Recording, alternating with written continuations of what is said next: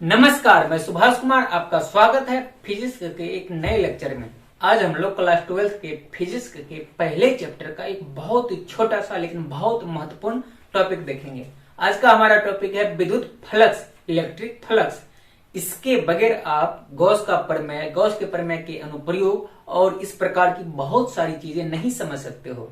इसलिए हमें पहले इस छोटी सी चीज को समझना पड़ेगा और इस छोटी सी चीज के बारे में आज हम लोग बहुत कम समय में बहुत विस्तार से और बहुत बढ़िया तरीके से सब कुछ समझ लेंगे, सब कुछ पढ़ लेंगे।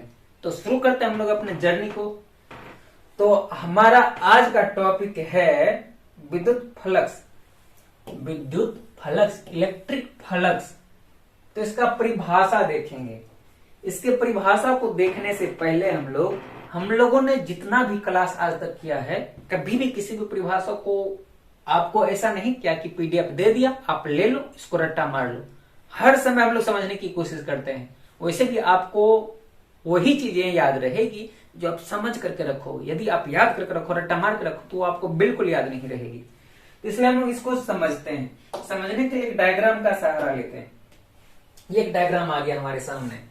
इस डायग्राम में क्या दिख रहा है? इस डायग्राम में है ये एक प्रकार का कोई क्षेत्र है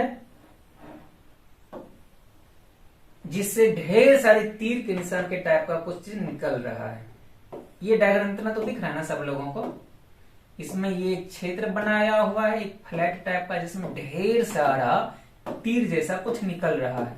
तो अभी हम लोग बात करते हैं कि ये क्या है। अब शुरू करते हैं। ये जो क्षेत्र के टाइप का बना हुआ है, ये कोई क्षेत्र ही है, विद्युत क्षेत्र मान सकते हैं। और ये सब जो लाल रंग का गुजर रहा है, ये है विद्युत बल रेखा। ये क्या है? विद्युत बल रेखा। ये क्षेत्र, ये विद्युत बल रेखा। तो अब हम लोगों को आसानी से समझ में आ जाती है। अच्छा, यदि आपसे कोई पूछे इसमें से कै गो विद्युत बल रेखा गुजर रहा है, तो आप क्या करोगे? इसको गिनती कर लोगे। 1 2 3 4 5, 5 को दिख रहा है ना। तो ये कहानी को समझने की कोशिश कीजिएगा कि ये विद्युत क्षेत्र मान लेते हैं। किसी विद्युत क्षेत्र से विद्युत बल रेखा गुजर रही है, हम लोगों ने उसकी संख्या को गिनती कर लिया। अब ये जो कहानी बनकर के आया है, इसी के अंदर विद्युत फ्लक्स का डेफिनेशन छुपा हुआ है। यानी कि विद्युत क्षेत्र से गुजरने वाली कुल विद्युत बल रेखाओं की संख्या, ये कहानी यहां से समझ में आ रही है। ये विद्युत क्षेत्र है, इसमें से विद्युत बल रेखा गुजर रहा है ढेर सारा। हम लोगों ने इसको गिन लिया, यानी कि इसकी संख्या पता कर लिया कि कितनी संख्या में विद्युत बल रेखा इस विद्युत क्षेत्र से गुजर रही है।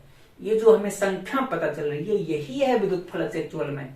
इस डायग्राम का कहानी आप समझ गए ना कि विद्युत क्षेत्र से विद्युत बल रेखा गुजर रहा है। हम लोगों ने विद्युत बल रेखा की संख्या को गिनती कर लिया। अब चलते हैं पिछले पेज पे, हम लोग अपने डेफिनेशन वाले पेज पे।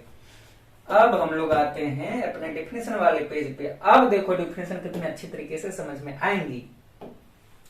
तो हमारा डेफिनेशन है, किसी विद्युत क्षेत्र से, अब दिख रहा होगा वो जो चीज थी हमारी, एक क्षेत्र टाइप का इस प्रकार से था ना, कोई चीज जिससे ढेर सारी चीज गुजर रही थी, था हमारा विद्युत क्षेत्र। किसी विद्युत क्षेत्र से गुजरने वाली वो जो तीर के निशान के टाइप से ढेर सारी चीज गुजर रहा था, वो था क्या? विद्युत बल रेखा। किसी विद्युत क्षेत्र से गुजरने वाली कुल विद्युत बल रेखाओं की संख्याओं, अच्छा ये तो गलत हो गए, ये संख्याओं की नहीं, एक बार संख्या को विद्युत फ्लक्स कहा जाता है।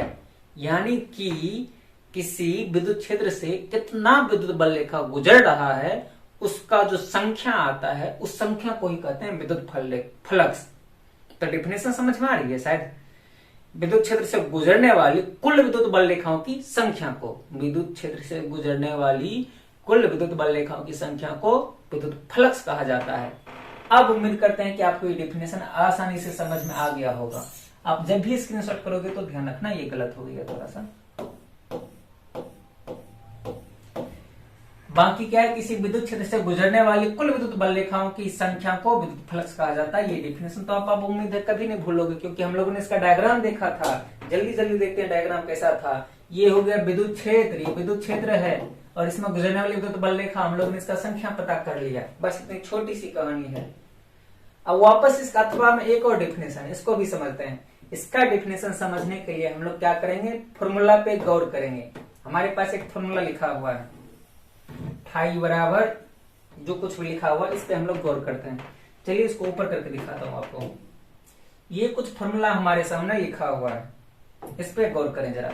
ये जो फाई ई है, ये फाई ई है, फाई ई दिख रहा है ना, फाई ई।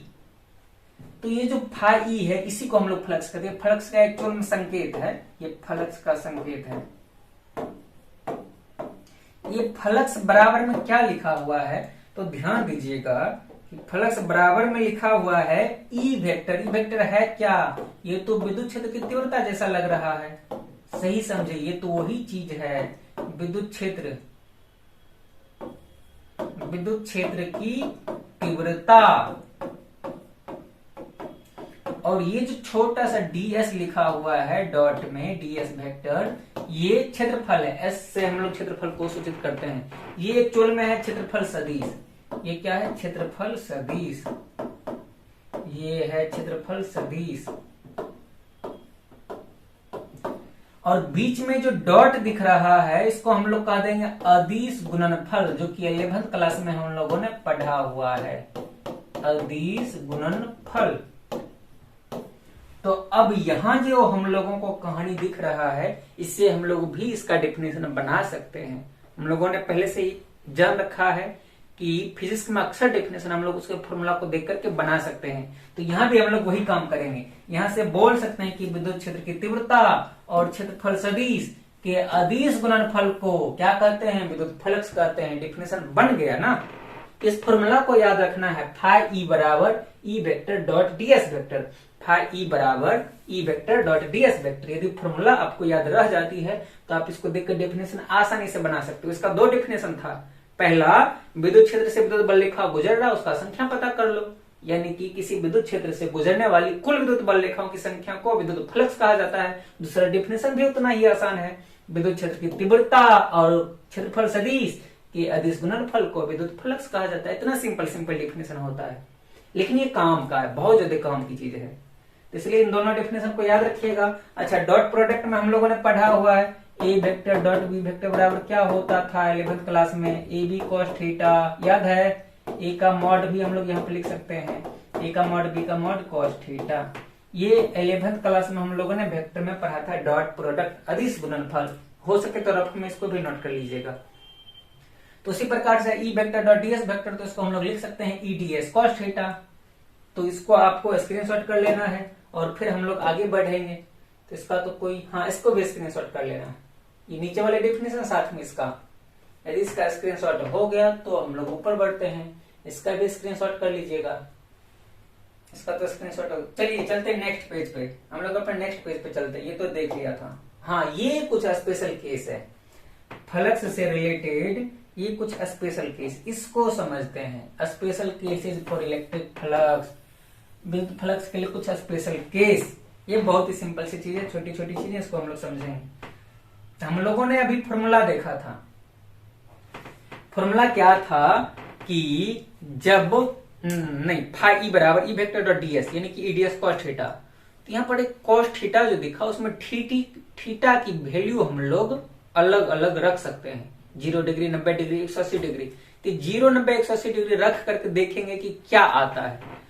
तो पहला में है, ये थोड़ी सी गड़बड़ हो गई है, कहाँ भाग रहा, ये थोड़ा सा गड़बड़ हो गया। यहाँ पर एक्चुअल में लिखा हुआ है यदि थीटा बराबर 0 डिग्री तो क्या होगा। तो यदि थीटा बराबर 0 डिग्री तो क्या होगा, तो कोई दिक्कत नहीं। ईडीएस कॉस थीटा की जगह पे कॉस 0 डिग्री रख दिया। और हम लोगों को पता है कॉस 0 डिग्री का मान होता है, हम लोगों को पता है कि कॉस 0 डिग्री का मान होता है 1। तो यहाँ पे cos 0 डिग्री की जगह 1 आ गया, तो निकल करके आ गया क्या, ईडीएस, यानी कि फाई बराबर हो गया ईडीएस। और उसी तरह से यदि थीटा बराबर, यहाँ फिर से गड़बड़ हो गया, यदि थीटा बराबर 180 डिग्री हो तो क्या होगा। तो कोई दिक्कत नहीं, ईडीएस cos थीटा की जगह पे cos 180 डिग्री रख लिया। और cos 180 डिग्री का मान कितना होता है आपको पता होगा, cos 180 डिग्री का मान होता है -1। तो ये बन गया क्या, माइनस EDS। कोई दिक्कत नहीं। अब यहां से वापस से है 90 डिग्री। यदि थीटा बराबर 90 डिग्री हो तो क्या होगा, तो कोई दिक्कत नहीं, EDS cos थीटा की जगह cos 90 डिग्री पुट कर देंगे। और हम लोगों को पता है कि cos 90 डिग्री बराबर होता है 0, यानी कि 0 के साथ गुना में कुछ भी है तो हो जाएगा क्या, हीरो नहीं सॉरी 0। तो ये फाई बराबर क्या आ गया, 0। अच्छा, इसमें जो फाई का मान आया ये EDS है, यानी कि पॉजिटिव आ रहा है, तो इसलिए इसको हम लोग कहते हैं पॉजिटिव फ्लक्स, धनात्मक फ्लक्स भी इसको कहा जाता है। इसमें जो फ्लक्स का मान आया वो निगेटिव आया माइनस में, तो इसको हम लोग कह देंगे निगेटिव फ्लक्स, यानी कि ऋणात्मक फ्लक्स। तो बस ये 3 स्पेशल केस था जिसको आप लोगों को स्क्रीनशॉट कर लेना है जल्दी से, और ये भी ऑब्जेक्टिव में काम आती है, न्यूमेरिकल्स में भी।